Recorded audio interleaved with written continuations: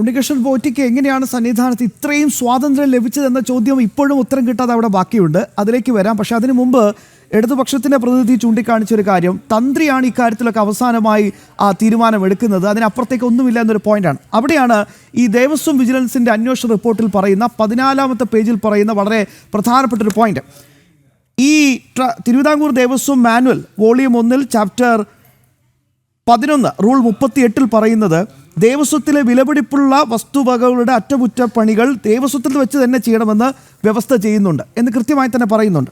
അതായത് works involving the use or handling of valuables belonging to the Devaswom should always be carried out at the place within the Devaswom premises and in the presence of a responsible officer of the department എന്ന് കൃത്യമായി പറയുന്നുണ്ട്. അത് പാലിക്കപ്പെട്ടോ എന്നുള്ളതാണ് ചോദ്യം. അവിടെയാണ് ഞാൻ ഈ organised ലൂട്ടിങ്ങിൻ്റെ സാധ്യതകളിലേക്ക് വീണ്ടും പോകുന്നത്. അതവിടെ നിൽക്കെ വീണ്ടും പറയുന്നുണ്ട്, ഈ ചട്ടം നിലനിൽക്കെയാണ് ദ്വാരപാലക ശില്പങ്ങളുടെ സ്വർണം പതിച്ച ചെമ്പ് തകിടുകൾ അറ്റകുറ്റപ്പണികൾക്കും സ്വർണം പൂശുന്നതിനുമായി ഉണ്ണികൃഷ്ണൻ പോറ്റിയുടെ കയ്യിൽ കൊടുത്തുവിടുന്നതും ചെന്നൈ സ്മാർട്ട് ക്രിയേഷൻസിൽ സ്വർണം പൂശിയതും 20/7/2019 കൊടുത്തുവിട്ട ദ്വാരപാലക ശില്പങ്ങളുടെ ഭാഗങ്ങൾ 49 ദിവസം കഴിഞ്ഞാണ് തിരികെ ശബരിമലയിൽ എത്തിയത്. അപ്പോഴും ആലോചിച്ച് നോക്കണം, ഇതിങ്ങനെ ടൂർ അടിക്കുക, എല്ലാ വീടുകളിലും പോയി പൂജ ചെയ്യുന്നുണ്ട്, വൻ പണപ്പിരിവ് നടത്തുന്നുണ്ട്, അതൊന്നും ആരും ശ്രദ്ധിക്കുന്നില്ല, മോണിറ്റർ ചെയ്യുന്നില്ല. അതൊരു ചോദ്യം അവിടെയുണ്ട്. നിയമവിരുദ്ധമായി ഉദ്യോഗസ്ഥർ ഇപ്രകാരം ചെയ്ത വിവരം ദേവസ്വം ബോർഡ് അധികാരികൾ അറിഞ്ഞിട്ടില്ല എന്ന് കരുതാൻ കഴിയുന്നില്ല. ഉദ്യോഗസ്ഥർ അവരുടെ മാത്രം താല്പര്യപ്രകാരമാണ് ഇപ്രകാരം ചെയ്തതെന്നും കരുതാൻ കഴിയില്ല. ഇതിന് 2019 ബോർഡ് അധികാരികളുടെ പ്രേരണയോ സമ്മർദ്ദമോ നിർദ്ദേശമോ ഉണ്ടായിരുന്നു എന്ന വസ്തുത ഗൗരവമായി അന്വേഷിക്കേണ്ടതാണ്. ദ്വാരപാലക ശില്പപാളികൾ നിയമവിരുദ്ധമായി ഉണ്ണികൃഷ്ണൻ പോറ്റി ശബരിമല ദേവസ്വത്തിന് പുറത്തു കൊണ്ടുപോയി സ്വർണം പൂശാൻ ഇടയായത് 2019 ബോർഡിൻ്റെ വീഴ്ചയാണ്. തുടർ നടപടികൾ വേണം. വിജിലൻസ് റിപ്പോർട്ടിൽ പറയുന്ന വളരെ പ്രധാനപ്പെട്ട 14-15 പേജുകൾ പറയുന്ന കണ്ടെത്തലുകളാണ്. ശ്രീ ഡോക്ടർ മഹേന്ദ്രകുമാർ, ശ്രീ രവിശങ്കർ അങ്ങയിലേക്ക് വരാം. അതിനു മുമ്പ് ശ്രീ ഡോക്ടർ മഹേന്ദ്രകുമാർ, ഇതിൽ തന്ത്രി ഉണ്ണികൃഷ്ണൻ പോറ്റി ഈ രണ്ടുപേരെ പരാമർശമാണ് ഇപ്പോൾ പുതിയ രീതിയിൽ വന്നുകൊണ്ടിരിക്കുന്നത്. നമുക്ക് അതിലേക്ക് കിടക്കാം. അതിനു മുമ്പ് ബോർഡ് അറിയാതെ ഒരു ഇല സന്നിധാനത്ത് പറക്കുമെന്ന് പറഞ്ഞാൽ അത് വിശ്വസിക്കാൻ സാധിക്കും? അമ്പലം എന്നത് കൽച്ചുവരല്ലേ, ബിംബം വെറും ഒരു കല്ലല്ലേ എന്നും ഒരു അമ്പലം തകർന്നാൽ അത്രയും അന്ധവിശ്വാസം തകർന്നും എന്ന് തെരുവോരങ്ങളിൽ പാടി നടന്ന ഇടതുപക്ഷത്തിൻ്റെ ഒരു പ്രതിനിധിയുടെ വായിൽ നിന്നും ക്ഷേത്രാചാരങ്ങളുടെ അവസാന വാക്ക് തന്ത്രിയാണ് എന്ന താന്ത്രിക പ്രമാണത്തെ ഉദ്ധരിക്കുന്നത് കേട്ടപ്പോൾ വല്ലാത്ത സന്തോഷമാണ് തോന്നിയത്. ശരിക്കും അത് ക്ഷേത്രാചാരത്തെ വ്യക്തമായി പഠിച്ചതുകൊണ്ട് അദ്ദേഹം പറഞ്ഞതാണെന്നല്ല, അങ്ങനെയല്ല കരുതേണ്ടത്. ശരിക്കും ഇത് ഉണ്ണികൃഷ്ണൻ പോറ്റിയും കൂടി മറിഞ്ഞാൽ ആ അന്നത്തെ സ്വർണം ചെമ്പായ ആ രേഖയിൽ ഒപ്പുവെച്ച ചിലരിലേക്ക് അന്വേഷണത്തെ പരിമിതപ്പെടുത്തുന്നതിന് വേണ്ടിയിട്ട്, അല്ലെങ്കിൽ ആ പരിധിക്കുള്ളിൽ നിന്ന് അന്വേഷണത്തെ ചുരുക്കുന്നതിന് വേണ്ടിയിട്ടുള്ള ചില പദ്ധതികളുണ്ട്. അതിൻ്റെ ഭാഗമായിട്ടുള്ള ചില സംസാരമാണ് പലപ്പോഴും ചാനൽ ചർച്ചകളിലൊക്കെ പങ്കെടുക്കുന്ന ഇടതുപക്ഷക്കാരുടെ സംസാരം കേൾക്കുമ്പോൾ മനസ്സിലാകുന്നത്. ശരിക്കും നമ്മൾ ചിന്തിക്കുമ്പോൾ കഴിഞ്ഞ മാസം സെപ്റ്റംബർ മാസം 9-ാം തീയതിയാണ് ഈ വിവാദം പുറത്തു വരുന്നതും അന്ന് മുതൽ ഇന്ന് വരെ എല്ലാ ദൃശ്യമാധ്യമങ്ങളിലും അച്ചടി മാധ്യമങ്ങളിലുമൊക്കെ ശബരിമല എന്നൊരു പദം പറയാതെ പോയ ഒരു മണിക്കൂർ പോലുമില്ല. എന്നിട്ടും എന്താണ് ശരിക്കും ഈ അന്വേഷണത്തിൽ നടക്കുന്നതെന്നുള്ളത് നമ്മൾ ചിന്തിക്കാം. ബഹുമാനപ്പെട്ട കേരള ഹൈക്കോടതി 6 ഇടക്കാല ഉത്തരവുകളിലൂടെ സർക്കാരിനെ നിശിതമായി വിമർശിച്ച ഒരു വിഷയമാണിത്. ഇത് കേവലം ഒരു കട്ടളപ്പടിയുടെയോ അല്ലെങ്കിൽ ഒരു ദ്വാരപാല വിഗ്രഹത്തിലെ അതിൻ്റെ പാളിയുടെയോ മാത്രം വിഷയമോ അല്ലെങ്കിൽ ചെറിയൊരു സ്വർണ്ണക്കടത്തോ അല്ല. ഇത് ശരിക്കും പറഞ്ഞു കഴിഞ്ഞാൽ ഒരു മഞ്ഞുമലയുടെ അഗ്രമാണ് നമ്മൾ ഈ കാണുന്നത്. ശബരിമലയെ സംബന്ധിച്ച് മാത്രമെന്നല്ല, തിരുവിതാംകൂർ ദേവസ്വം ബോർഡിനെ സംബന്ധിച്ചുള്ള മുഴുവൻ അഴിമതികളിലേക്കും ഒരു അന്വേഷണം വേണം എന്ന ആവശ്യം ഉന്നയിക്കപ്പെടാതിരിക്കുന്നതിന് വേണ്ടിയിട്ട് തുടക്കത്തിലെ തന്നെ ഇതിനെ പൊതിഞ്ഞു കെട്ടി ഒതുക്കുക എന്ന കൃത്യമായൊരു പ്ലാൻ ഇതിൻ്റെ പിന്നിലുണ്ട്. സാധാരണഗതിയിൽ ഒരു ചെറിയൊരു ആരോപണം ഉന്നയിക്കപ്പെടുമ്പോൾ തന്നെ, അല്ലെങ്കിൽ ഒരു കുറ്റം നടന്നു എന്ന് പ്രാഥമിക അന്വേഷണത്തിൽ ബോധ്യപ്പെടുമ്പോൾ തന്നെ പ്രതിയെ അർദ്ധരാത്രിയിലൊക്കെ വീട് വളഞ്ഞ് അകത്താക്കുന്ന കേരള പോലീസ് അല്ലെങ്കിൽ അതുമായി ബന്ധപ്പെട്ട സംവിധാനങ്ങളൊക്കെ ഏകദേശം 40-50 ദിവസത്തോളം ഉണ്ണികൃഷ്ണൻ പോറ്റിക്ക് തെളിവ് നശിപ്പിക്കാനും കൂട്ടുപ്രതികളെയും അല്ലെങ്കിൽ സാക്ഷികളെയും ഒക്കെ സ്വാധീനിക്കാനും അങ്ങനെ എല്ലാ തരത്തിലും നിയമപരമായ ഒരു പരിരക്ഷ കിട്ടുന്നതിന് വേണ്ടിയിട്ടുള്ള കാലം ശരിക്കും ഇവിടെ നൽകിക്കഴിഞ്ഞു. എന്നിട്ട് ഇപ്പോൾ തന്നെ ഈ ചോദ്യം ചെയ്യൽ നടക്കുന്നുണ്ട്. അറസ്റ്റ് രേഖപ്പെടുത്തുമില്ലേ എന്നുള്ളത് അറിയില്ല. എന്തായാലും ഇതൊരു കോടതി ഉത്തരവിനെ ബഹുമാനിച്ചുകൊണ്ട് എന്നാൽ ജനങ്ങളെ വിഡ്ഢികളാക്കുന്ന ഒരു പ്രയോഗമാണ്. കാരണം നാളെ ശബരിമല നട തുറക്കുകയാണ്. ഈ 5 ദിവസം കൂടെ കഴിഞ്ഞ് നട അടച്ചു കഴിഞ്ഞാൽ അടുത്ത മാസം പകുതിയോടുകൂടി വൃശ്ചികം സീസൺ തുടങ്ങുകയാണ്. സർക്കാരിനെ സംബന്ധിച്ചിടത്തോളം ശബരിമലയുമായി ബന്ധപ്പെട്ട എല്ലാ പ്രശ്നങ്ങളും ഞങ്ങൾ പരിഹരിച്ചു കഴിഞ്ഞു എന്ന് ബോധ്യപ്പെടുത്തേണ്ട ഒരു ആവശ്യമുണ്ട്. ശബരിമലയിലേക്കുള്ള ഫുട്ഫോൾ, ജനങ്ങളുടെ വരവിന് ആ എണ്ണമായാലും അവരുടെ ഭണ്ഡാരത്തിലിടുന്ന തുകയ്ക്കായാലും ഒരു കുറവ് സംഭവിച്ചാൽ ആ കോട്ടം സർക്കാരിനെ ബാധിക്കുമെന്നുള്ളത് കൊണ്ട് അതിനു മുമ്പ് ജനങ്ങളുടെ കണ്ണിൽ പൊടിയിടാൻ വേണ്ടി മൊത്തം നാട്ടുകാരെയും മാധ്യമപ്രവർത്തകരെ അടക്കം എല്ലാവരെയും വിഡ്ഢികളാക്കുന്നതിന് വേണ്ടിയിട്ടുള്ള ചില പ്രവൃത്തികളാണ് ഇപ്പോൾ ചെയ്തുകൊണ്ടിരിക്കുന്നത്. സർക്കാരിൻ്റെ ഭാഗത്തു നിന്നുണ്ടായ അനാസ്ഥ, ആ അനാസ്ഥ കേവലം തന്ത്രിയുടെയോ അല്ലെങ്കിൽ ഉണ്ണികൃഷ്ണൻ പോറ്റിയുടെയോ പേരിലേക്ക് ചുരുക്കിക്കൊണ്ട് കടന്നു കളയാൻ ഇടതുപക്ഷത്തിന് യാതൊരു ധാർമ്മിക അടിത്തറയുമില്ല. കാരണം ഉദാഹരണത്തിന് ഉണ്ണികൃഷ്ണൻ പോറ്റി ശബരിമലയിൽ എങ്ങനെയാണ് കടന്നു കയറിയത് എന്നുള്ളതിനെ പറ്റിയിട്ട് ഇടതുപക്ഷത്തിൻ്റെ പ്രതിനിധി പറയുന്നത് കേട്ടു. ഒരു കീഴ്ശാന്തിയുടെ സഹായിയായിട്ടാണ് അയാൾ അവിടെ കയറിയത്.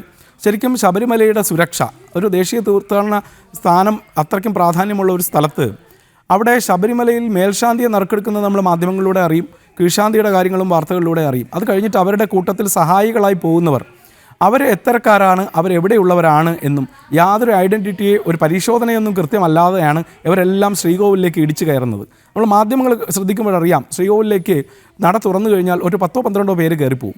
അപ്പോൾ ഇത്രയും ആൾക്കാർ പോകുമ്പോൾ അവരാരാണ് എന്താണ് അന്വേഷിക്കാനുള്ള ബാധ്യത ജനങ്ങൾക്കല്ല, അത് മാറി മാറി വരുന്ന സർക്കാരിനും ദേവസ്വം ബോർഡിനുമാണ്. അത് ഉണ്ണികൃഷ്ണൻ പോറ്റിയെ പറ്റി അദ്ദേഹം പറഞ്ഞതിനുള്ള മറുപടിയാണ്. രണ്ടാമത്തെ കാര്യം, തന്ത്രിയെ സംബന്ധിച്ചിടത്തോളം തന്ത്രിയെപ്പറ്റി അദ്ദേഹം പറഞ്ഞത്, ഇതിൽ എല്ലാ ക്ഷേത്ര സംബന്ധിയായിട്ടുള്ള എല്ലാ കാര്യങ്ങൾക്കും തന്ത്രിയാണ് ഉത്തരവാദി, ബോർഡിന് യാതൊരു പങ്കുമില്ല എന്ന് പറഞ്ഞാൽ അത് തൊടാതെ വിഴുങ്ങാൻ സാധാരണ ജനങ്ങൾക്ക് അല്പം ബുദ്ധിമുട്ടുണ്ട്. കാരണം ക്ഷേത്രാചാരപരമായ വിഷയങ്ങളിൽ ഇപ്പം ശബരിമലയെ സംബന്ധിച്ചോളം ഒരു നിത്യവുമുള്ള ഉച്ചപൂജ ചെയ്യുക എന്നൊക്കെയുള്ളതാണ് തന്ത്രിക്കുള്ള അധികാരം. അതുപോലെ തന്നെ വിശേഷാൽ വഴിപാടുകൾ കഴിപ്പിക്കുക, ഓക്കെ. പക്ഷേ ബാക്കി അവിടെ നടക്കുന്ന എല്ലാ കാര്യങ്ങളും മേൽശാന്തി നിയമനം തുടങ്ങിയിട്ട് അവിടെ അരവണയും അപ്പവും ഉണ്ടാക്കുന്ന ശർക്കരയിൽ വരെ കൊള്ള നടത്തുന്നത് സർക്കാർ അറിഞ്ഞുകൊണ്ട് തന്നെയാണ്, ദേവസ്വം ബോർഡ് തന്നെയാണ്. ഇടയ്ക്ക് ഒരു ശബരിമലയിൽ ചീഫ് വിജിലൻസ് ഓഫീസറായിരുന്ന ഒരു സാറ്, റിട്ടയർഡ് IPS ഉദ്യോഗസ്ഥൻ ഇടയ്ക്ക് ചില മാധ്യമങ്ങളിലൂടെ പരാമർശിക്കുന്നത് നമ്മൾ കേട്ടതാണ്. 44 ലക്ഷം കിലോ ശർക്കരയാണ് ശബരിമലയും ഒരു 3-4 ക്ഷേത്രങ്ങളിൽ നിന്നൊക്കെ വേണ്ടിയിട്ടായിട്ട് എടുത്തുകൊണ്ടിരിക്കുന്നത്. അപ്പോൾ ഈ ശർക്കരയിൽ മഹാരാഷ്ട്രയും കർണാടകയും പോലുള്ള സ്ഥലങ്ങളിൽ പോയിട്ട് ശർക്കര വില വെച്ചിട്ട് ആ വിലയിൽ നിന്നും ആ ഫസ്റ്റ് ക്വാളിറ്റി ശർക്കരയ്ക്ക് ഇത്ര വില എന്ന് എല്ലാം രേഖപ്പെടുത്തിയതിന് ശേഷം, എല്ലാം കരാർ ഒപ്പിച്ചതിന് ശേഷം തിരികെ വരുമ്പോൾ കെട്ട ശർക്കരയാണ് ഇറക്കുന്നത് എന്ന് പറഞ്ഞാൽ യഥാർത്ഥ ശർക്കരയുടെ മൂല്യത്തിൻ്റെ പകുതി പോലും വിലയിടാൻ ഇല്ലാത്ത കളയാൻ വച്ചിരിക്കുന്ന ലോ ക്വാളിറ്റി ശർക്കര കൊണ്ട് ശബരിമല ഇറക്കിയെന്നും അത് 300 ഡിഗ്രിയോളം സെൽഷ്യസ് ചൂടിൽ തിളപ്പിച്ച് അതിൻ്റെ മാലിന്യമെല്ലാം പോകുമെന്നൊക്കെ പറഞ്ഞ് ചീഫ് വിജിലൻസ് ഓഫീസറെ തന്നെ ബോധ്യപ്പെടുത്തിയ ഭരണകൂടമാണ് ഇവിടെയുള്ളത്.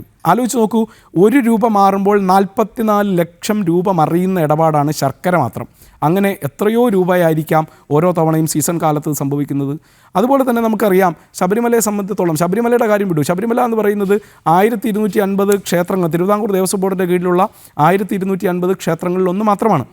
ആ ശബരിമലയെ സംബന്ധിച്ചിടത്തോളം ആ ശബരിമലയിൽ വന്ന ഈ വിവാദത്തിനപ്പുറം തിരുവിതാംകൂർ ദേവസ്വം ബോർഡിൻ്റെ അക്കൗണ്ടും ഓഡിറ്റും ഒക്കെ കൃത്യമാക്കുക എന്നൊരു ആവശ്യമാണ് ഭാരതീയ ജനതാ പാർട്ടി മുന്നോട്ട് വച്ചിട്ടുള്ളത്. നമ്മുടെ സംസ്ഥാന പ്രസിഡന്റ് തന്നെ പ്രസ്താവനകളിലൂടെ പറഞ്ഞിട്ടുണ്ട്, കഴിഞ്ഞ 30 വർഷത്തെ കണക്കുകളും ഇതുപോലുള്ള അഴിമതികളുമാണ് പരിശോധിക്കേണ്ടത്. കാരണം ഇത് കേവലം 2018-19 കാലത്തുണ്ടായ ഒരു വിഷയം മാത്രമല്ല അന്വേഷിക്കേണ്ടത്. കാരണം ഭീമമായ രീതിയിൽ ജനങ്ങളെ മുഴുവൻ വിഡ്ഢികളാക്കുന്ന ഒരു രീതിയിലുള്ള ഒരു അക്കൗണ്ടിങ് സിസ്റ്റമാണ് ശബരിമലയിലുള്ളത്, തിരുവിതാംകൂർ ദേവസ്വം ബോർഡിലുള്ളത്. കാരണം ഒരു ഉദാഹരണം പറയാം, 2015-16 കാലഘട്ടത്തിൽ പബ്ലിക് ഡൊമൈനിൽ അവൈലബിൾ ആയിട്ടുള്ളത് കഴിഞ്ഞ ഒരു പതിറ്റാണ്ടിനിടയിൽ 2 വർഷത്തെ സാമ്പത്തിക വർഷത്തെ ഓഡിറ്റ് റിപ്പോർട്ട് മാത്രമാണ് പുറത്തുള്ളത്, പബ്ലിക് ഡൊമൈനിലുള്ളത്. അതുതന്നെ ബഹുമാനപ്പെട്ട കേരള ഹൈക്കോടതിയുടെ നിർബന്ധപ്രകാരം ഓഡിറ്റ് ഡിപ്പാർട്ട്മെൻറ്റ് സമർപ്പിച്ചതാണ്. ആ 2015-16 2020-21 ഈ 2015-16 കാലഘട്ടത്തിലെ ഓഡിറ്റ് റിപ്പോർട്ട് പരിശോധിക്കുന്ന സമയത്ത് ലാൻഡ് ഭൂമിയായിട്ട് തിരുവിതാംകൂർ ദേവസ്വം ബോർഡിൻ്റെ കയ്യിലുള്ളത് 2.14 കോടി രൂപ മൂല്യത്തിലാണ്.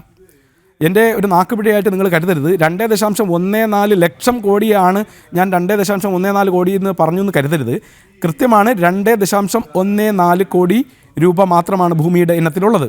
ആലോചിച്ച് നോക്കൂ, 1250 ക്ഷേത്രങ്ങളുള്ള തിരുവിതാംകൂർ ദേവസ്വം ബോർഡിന് 2.14 കോടിയാണോ ഭൂമി ഇനത്തിൽ വരുന്നത്? അതിവിടെ ഒരു ദേവസ്വം ബോർഡ് മെമ്പറിൻ്റെ ആസ്തി അതിൻ്റെ മേലെ ഉണ്ടാവുമല്ലോ. അപ്പോൾ ആ ഭൂമിയുടെ ഇനത്തിൽ തന്നെയും എല്ലാ വർഷവും എസ്റ്റേറ്റ് ഡിവിഷൻ്റെ ദേവസ്വം ബോർഡിൻ്റെ എസ്റ്റേറ്റ് ഡിവിഷൻ്റെ ചുമതലയുള്ള എക്സിക്യൂട്ടീവ് എഞ്ചിനീയർ എല്ലാ വർഷവും ദേവസ്വം നിയമം അനുസരിച്ച് മെയ് മാസത്തിൽ ദേവസ്വത്തിൻ്റെ ഭൂമി ഇനത്തിലുള്ള ആസ്തി രേഖപ്പെടുത്തി റിപ്പോർട്ട് കൊടുക്കണം. നാളിതുവരെ കൊടുത്തിട്ടില്ല എന്ന് രേഖപ്പെടുത്തിയിട്ടുള്ളത് സർക്കാരിൻ്റെ തന്നെ ഓഡിറ്റ് ഡിപ്പാർട്ട്മെൻറ്റാണ്. ആലോചിച്ച് നോക്കൂ. അപ്പോൾ ദേവസ്വത്തിൻ്റെ ഭൂമി ഇപ്പോൾ 2500 ഏക്കർ നഷ്ടപ്പെട്ടു എന്ന് പറയുന്നു. 2500 ഏക്കറൊന്നുമല്ല, ഇപ്പോൾ വെള്ളയാണി ക്ഷേത്രത്തിൻ്റെ മാത്രം 85 ഏക്കറാണ് പോയിട്ടുള്ളത്. അപ്പോൾ അങ്ങനെ നമ്മുടെ ഓരോ ക്ഷേത്രങ്ങളിൽ നിന്നും 10ഉം 20ഉം 100ഉം ഒക്കെ ഏക്കർ കണക്കിന് ഭൂമി പോകുമ്പോൾ 2500 എന്ന് പറയുന്ന ഒരു റൗണ്ട് ഫിഗറാണ്, അതൊന്നും കൃത്യമൊന്നുമല്ല. അതിൻ്റെ മേലെ അതിൻ്റെ 10 ഇരട്ടിയോളം ഭൂമി നമുക്ക് നഷ്ടപ്പെട്ടിട്ടുണ്ട്. അപ്പോൾ ഇതെല്ലാം മറ്റ് ലാൻഡ് എൻക്രോച്ച്മെൻ്റ് അടക്കമുള്ള നിയമവിരുദ്ധമായ കാര്യങ്ങൾക്ക് പിന്തുണ കൊടുക്കത്തക്ക വിധത്തിൽ ബോധപൂർവമായിട്ടുള്ളൊരു ശ്രമമാണ് തിരുവിതാംകൂർ ദേവസ്വം ബോർഡിൻ്റെ ഭാഗത്തു നിന്നുണ്ടാകുന്നത്. അതിനെ കേവലം ശബരിമലയിലെ സ്വർണ്ണപ്പാളി പൂശിയ പാളി കൊണ്ട് തിരിച്ചൊട്ടിച്ചത് കൊണ്ടോ അല്ലെങ്കിൽ മറ്റെന്തെങ്കിലും രീതിയിൽ 2 അറസ്റ്റ് രേഖപ്പെടുത്തിയതുകൊണ്ടോ കേരളത്തിലെ ഹിന്ദു വിശ്വാസികൾക്ക് തൃപ്തിയാകും എന്ന് സർക്കാരോ ദേവസ്വം ബോർഡോ ധരിക്കേണ്ടതില്ല. ഇതുമായി ബന്ധപ്പെട്ട നിലയിൽ അന്വേഷണത്തിന് ഇപ്പം സർക്കാർ ഇതര സംവിധാനങ്ങളും ഇപ്പോൾ കേന്ദ്ര സർക്കാരിൻ്റെ അന്വേഷണം CBI അന്വേഷണം ആവശ്യപ്പെടുന്നുണ്ട്. അതെന്തുകൊണ്ടാണെന്ന് നമുക്ക് സാമാന്യ ബുദ്ധിയുള്ളവർക്ക് മനസ്സിലാവും. പക്ഷേ ഇവിടെ ഏറ്റവും പ്രധാനപ്പെട്ട കാര്യം, ഒരറ്റത്ത് ആരോപണ വിധേയരായവരൊക്കെ തിരുവിതാംകൂർ ബോർഡിൻ്റെ അന്നത്തെ പ്രസിഡന്റ് പത്മകുമാർ, അതിനുശേഷം അന്നത്തെ കമ്മീഷണർ N. വാസു, അതിനുശേഷം N. വാസു പ്രസിഡന്റ് ആവുന്നു. ഇങ്ങനെയുള്ള എല്ലാവരും തന്നെ CPMൻ്റെ വളരെ പ്രധാനപ്പെട്ട, ഒരു പക്ഷേ മുഖ്യമന്ത്രിയുടെ വരെ വളരെ പ്രധാനപ്പെട്ട അടുപ്പക്കാരാണ് എന്ന് പറഞ്ഞാൽ പോലും നമുക്ക് ഒരു തരത്തിൽ തള്ളിക്കളയാൻ പറ്റില്ല. അപ്പോൾ ആ അർത്ഥത്തിൽ നോക്കുമ്പോഴാണ് ഇത് വലിയ രീതിയിൽ തന്നെ ഇതിനൊരു വ്യാപ്തി കൈവരിക്കുന്നത്. ശ്രീ CK രവിശങ്കർ.